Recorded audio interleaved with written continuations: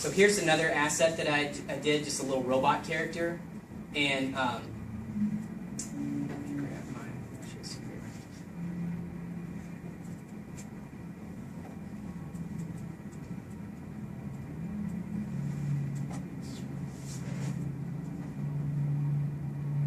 It's drawing the textures here. Let me go and turn off my post effects.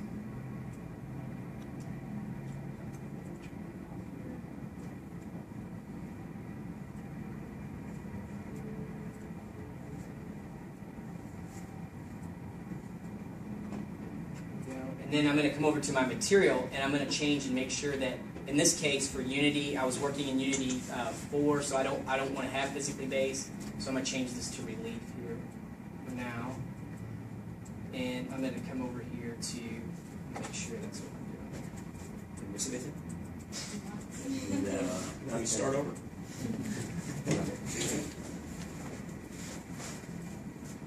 And I'm just going to come back over to that shader here.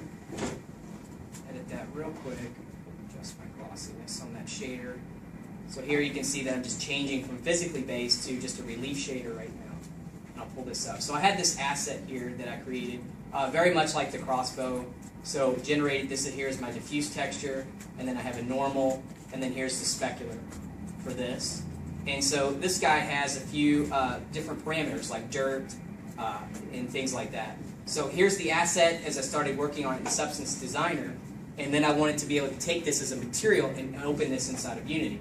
So let me go ahead and just open Unity real quick, and I'll show you this asset, what it actually looks like in a Unity project. So at this point, we've had Substance Designer, and we've created an asset, and then we've published a substance file. And so here's the substance file now inside of Unity. So here's the guy we created. And so he is actually utilizing, let me see which one of these. Whoops. So you can see here is the material. So here is one of the substances that was brought in. So this is a dot, you can see here, .sbsar file. If I go ahead and I click the button here and I expand it, you can see what that plugin did was it added a Unity material, and it generated two textures for me, a diffuse and a normal. Now in Substance Designer, it took that specular map and it's placed in the alpha channel of the diffuse because of the way the material works inside of Unity. Mm-hmm. So if I select my guy here, you can see that I'm not using any special shaders. See, Substance doesn't utilize shaders. You can use Unity's default shaders, Unreal's default shaders, your own custom shaders, whatever. It doesn't matter because in the end, the Substance is just throwing textures out that any shader can use. So you don't have to write shader code. You know, you're just building up or compositing textures. And so here you can see that I have the maps. And so if I just scroll this down, you can see that in the generated textures, you have this diffuse, and then it's saying the specular map that I showed you in Substance Designer, it's being placed in the alpha of the diffuse. And that's just the convention that Unity shaders utilize. And so, so now what we can do is we have this guy, and we can go in, and you can see that I have these properties. Let me just jump back over to Substance Designer just real quick. And here's the properties. So notice here that I have this color painted metal, okay, and it gives me some information. I've got dirt height and level, and then I've got this optics color and things. So once I created these parameters, these are custom parameters, and I brought these into Unity, you can see here they are available to me right here in the Unity Inspector. And so if I were to go ahead and just play this, I can even access these parameters in code. So right now, I'll just like to start to generate here. So here's my guy. I just used the default Unity GUI thing here. But I can actually go through and click these parameters. It's recomputing the texture for me, and it's changing the color. So here's green, here's red, blue, my dirt height, so I can start to regenerate this texture here. And so right here in the game, you can see where I'm pulling this texture. So what I've done is I've gone into an example of how that works is we have, here's another thing that you can do, is you can select these nodes, and you can right-click, and you can actually make comments and add frames. So I could say frame, and I could actually tell myself what I did. I never do that kind of stuff. So then when I get up and I talk in front of people, I don't remember what I did. So in case you guys make your own substances, comment stuff. Let me just find on here where I put the, there it is. Okay, so I took this map that I baked.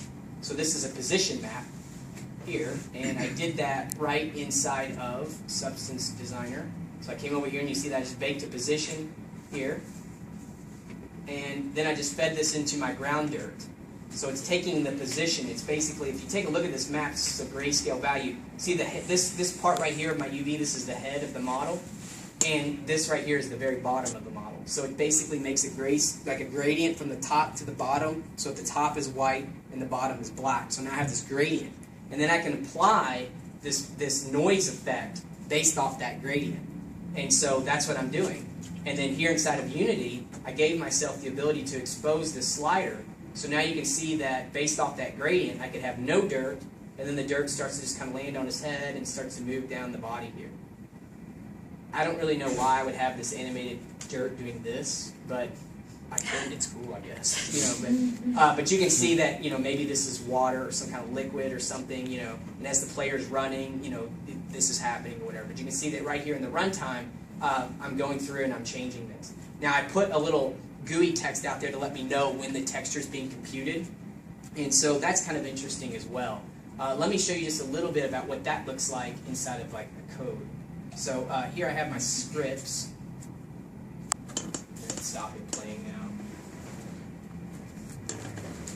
And so what I did is I just have a substance script. I'll just open this up real quick so you can see that the scripting part of it's really simple. So the first thing I have here is, are you guys familiar with scripting in Unity? Do you guys use C# or JavaScript? Okay, all right, yeah, great. This is a C# script. So here I'm just, make cache here, the substance object.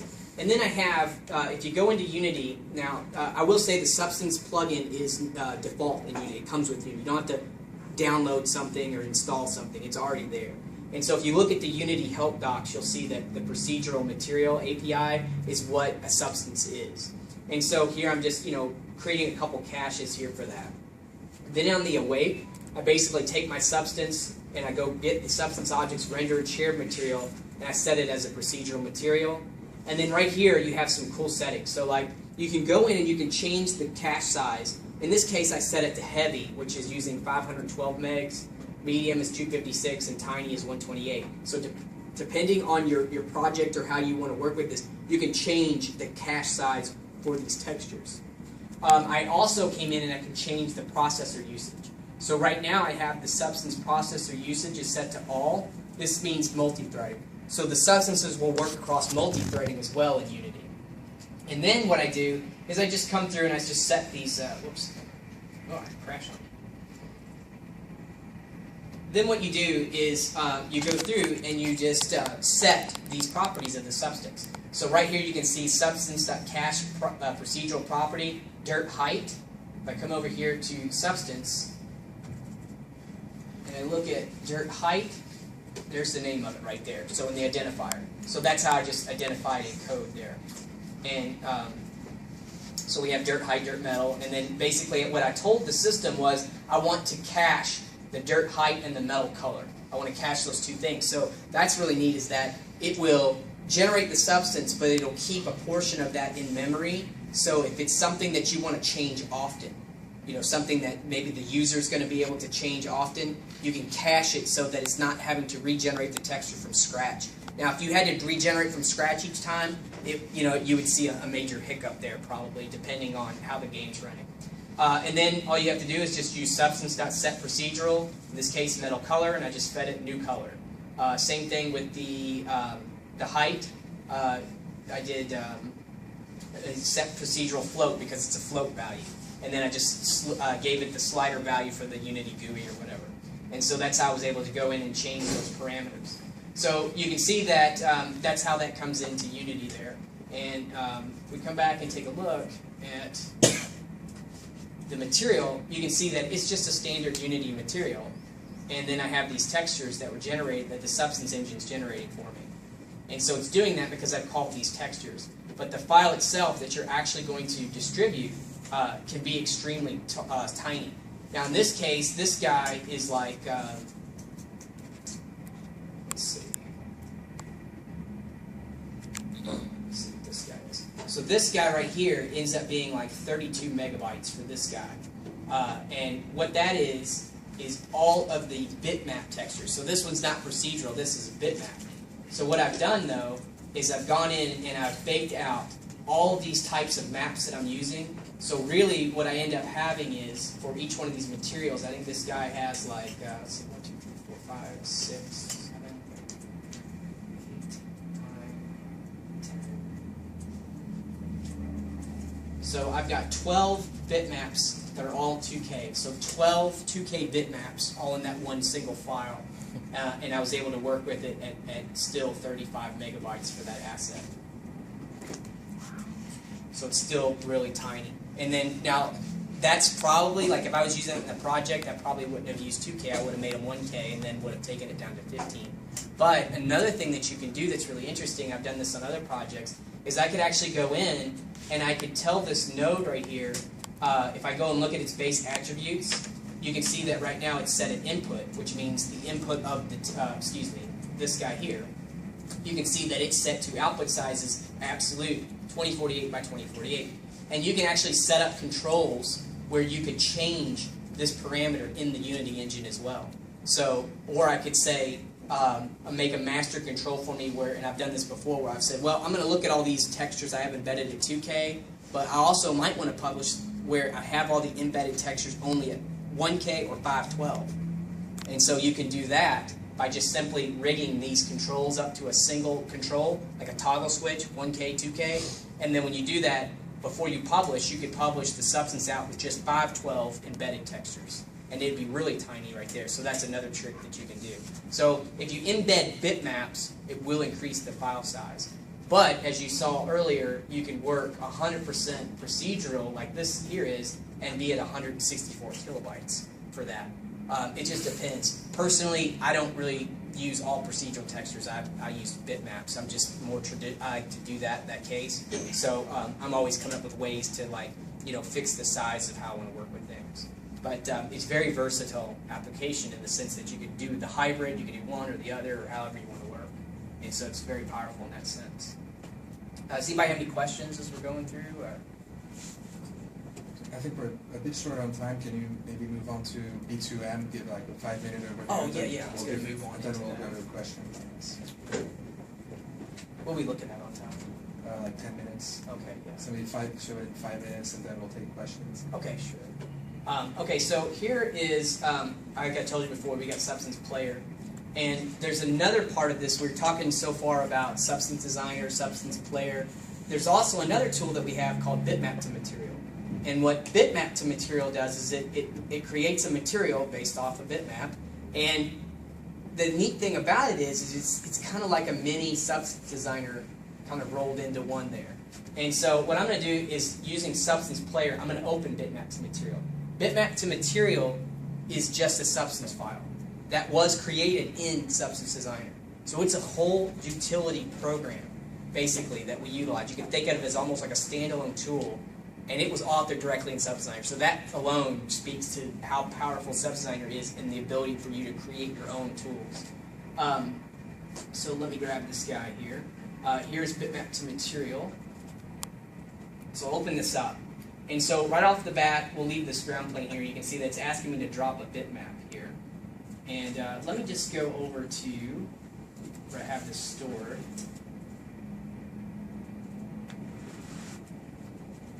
There's some of these samples here. So we just have a couple samples. Here's rocks. Let me use this one here. So let's just say that this was a texture that I downloaded online, which it actually was. So this is just a texture that I got just as a texture search. And so what I'm going to do is just, first off, just take this texture and I'm just going to drag and drop it here. And then I'm going to load it as a bitmap diffuse. And as soon as I do that, it's already generated for me a whole set of textures here. So we can see that the first thing it does, let me just resize this down to fit. So we have diffuse, normal, specular, bump, height, ambient occlusion, all these things, curvature, all these maps are generated for me right directly in the viewport. In this case, now we're looking at this example here of what we have, and you can see that, well, we have a texture but it's not, it's seams. We can see seams all over the place. So one of the things that we can do with this is just right off the bat come over to global, and we can change our tiling method to, let's say, splat. And as soon as I do that, I now have a tileable texture, just instantly generated. I can even come in and change my splat angle, so I can start to just change this here. And what it's doing is it's propagating this change across all of the maps that I'm generating here. So you can see that each one of these maps are changing. Here's my height. As I start to change my angle, you can see where it's changing here in the actual map itself. And so now I have this tileable texture here that from a texture that wasn't tileable. It had seams all over it. And now I have this texture that's tiled. In this case, we'll come over here to our material. I'll go to shader. Well, let me just edit the shader, and I'll increase the tiles here just a bit. So now you can see that we went in and we were able to make this tileable. Let me just close that. Whoops. My 3D view there. So there are tons of these parameters that we can work with.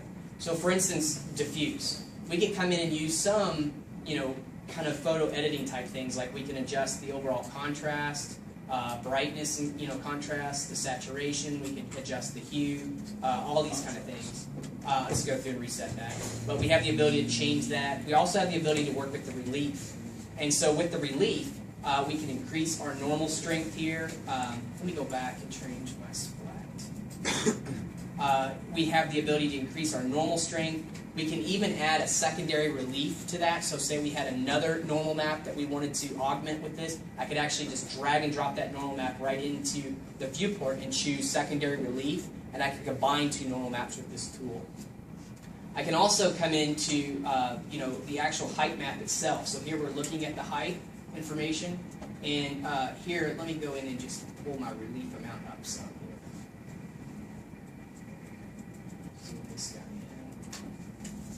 And so now you can see where that height is actually starting to work. And so I can come in and I can adjust things like the level of here, the height map. I have full control over how this relief map is actually being created for me. I have the ability to generate the normal map. So here you can see that I'm increasing the fine details a bit. I can change my medium. Let's go ahead and look at the normal map itself. So here you can see the fine details. Let me pull those down some. My large details, I can pull those in and out. Something else that's very specific to bitmap to material is this shape recognition. So what it does is it takes a look at the image that you supplied to it, so that diffuse texture that we supplied, and it will go in and it will try to recognize the actual shapes apparent from the lighting information from that image. So if I go ahead and just pull the shape recognition all the way down and I take a look at this here. Well, here, let me do this real quick. Let me just grab maybe this pebble. This might be a little easier to see this here. And let me go into my relief amount and pull this down. So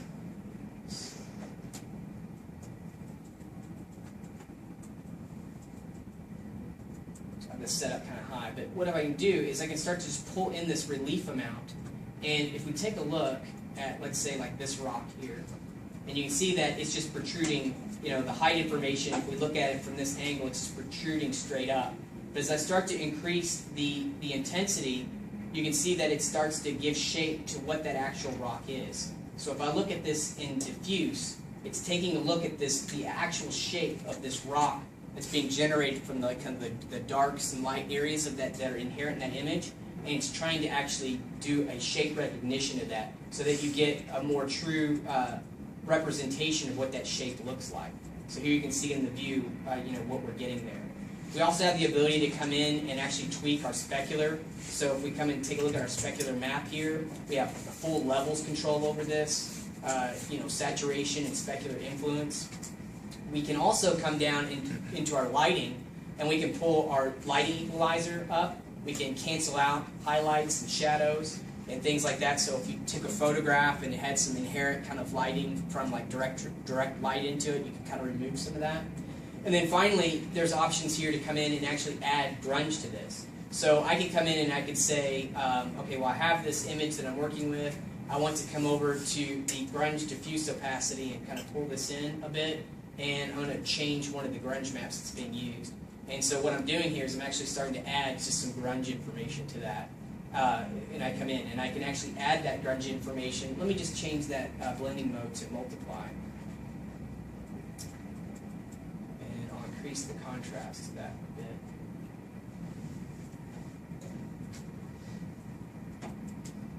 So here's like a really obscure pattern here, and then we'll just adjust the opacity down a little bit.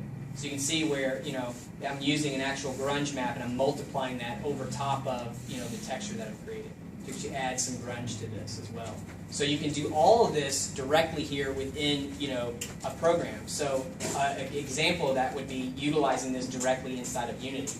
So say that I want to be able to... We're going to have to go to questions about some okay.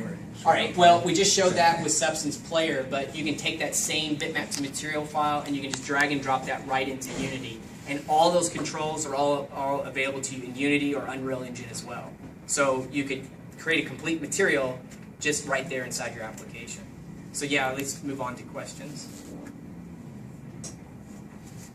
If you have any questions, feel free to. It's a lot to. If you have any questions, Yeah. later So on. I was checking this online, and it looks like you have the whole suite available in the indie package for like $200. Yes, that's it. So we have what we call the Substance Indie Pack. So it's a free software for $199.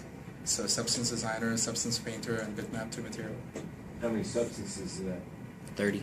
30? Yeah, there are 30 Substance PBR materials within Substance Designer, and you also get 50 textures from GameTextures.com, Oh, wow. which are also PBR. So, and we're going to keep adding content in that as well. So you get updates on that, like Yeah, on a you get regular updates, basis?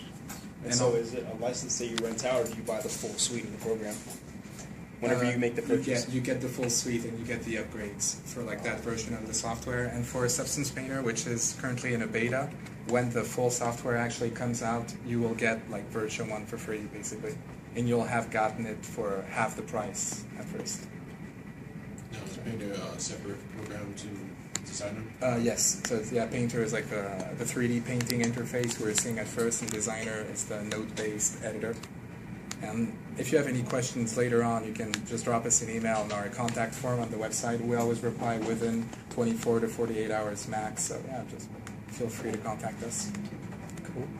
And follow us on Facebook also. We have a page which is growing at the moment. We have a contest which we're announcing the results this week. I don't know if you heard of it. Maybe if some of you are already following us. Is it the Titan contest? Yeah, the Titan contest. The results are this week. So maybe you can show some, Wes. Do you have the file that I sent to us to evaluate? Maybe you can show the... Yeah, I do. I think I just moved it. You can show some Titans. So yeah, we had a contest that ran for about 2 months where we asked people just to create these really cool Titan characters. So we had about 200 participants.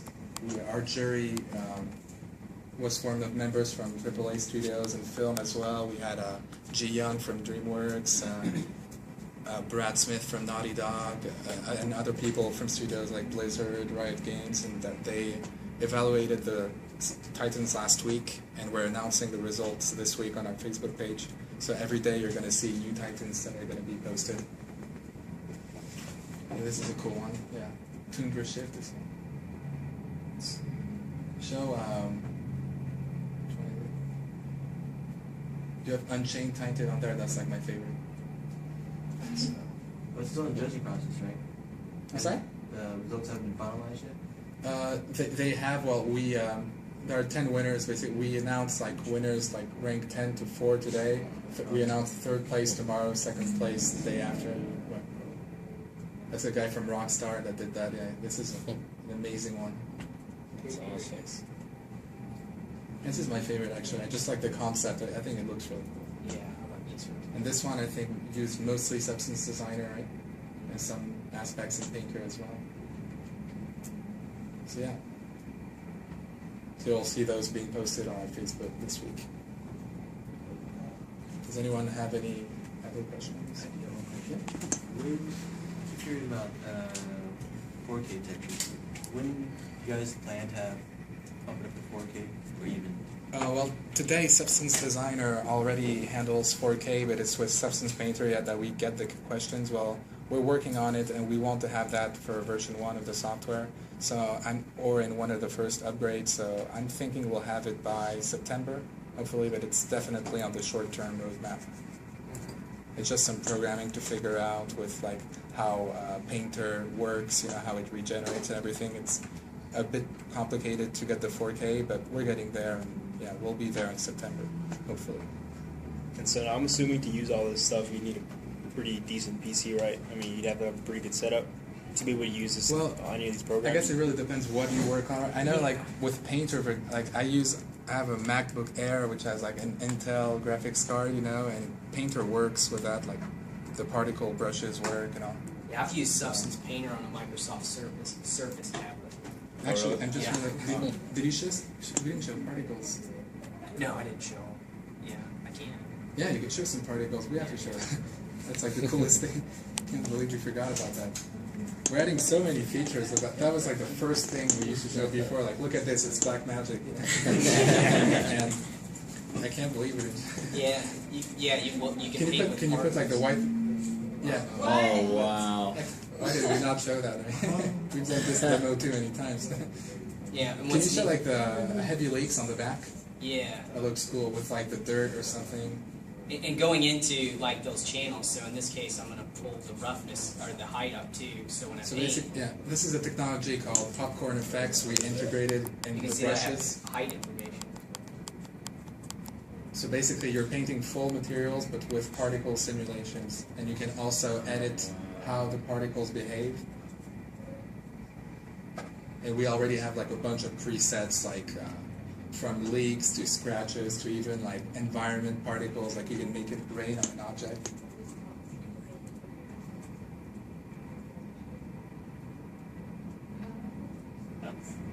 Can you do like the liquid stream on the back? I think it works well. Yeah, and you can take like it takes the mesh and the normal map. So I'm gonna pull the normal map information up, and so now it's really gonna take into consideration that normal map when it starts to paint. So you can see it's really just flowing into those.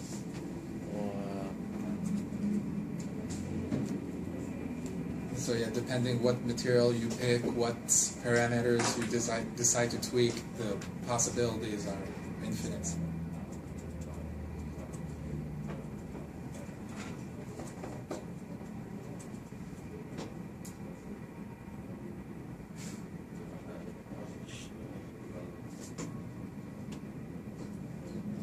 Yeah, to use with moderation, of course. Yeah. Or else you end up with this.